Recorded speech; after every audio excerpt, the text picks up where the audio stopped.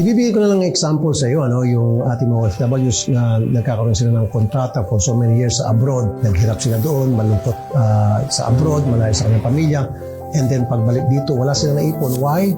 Kasi nga, nawawaldas ng kanilang mga kamag-anak, pinapadala lahat ng pera nila dito, namimili sila ng mga kagamitan doon. Nakakalimutan nila na kailangan pala nila mag-save, kailangan nila pala magtago ng pera, magtabi ng pera para pagbalik nila, hindi sila nagmumukhang kawawa. So it's very important that people should know how to save money. Ngayon pa lamang, tulad natin, meron tayong kaalaman tungkol sa pag-ipon, meron tayong kaalaman tungkol sa financial literacy, then we are here to educate and to tell them how it is very important na para malaman nila ang tungkol sa tamang pag-handle ng pera.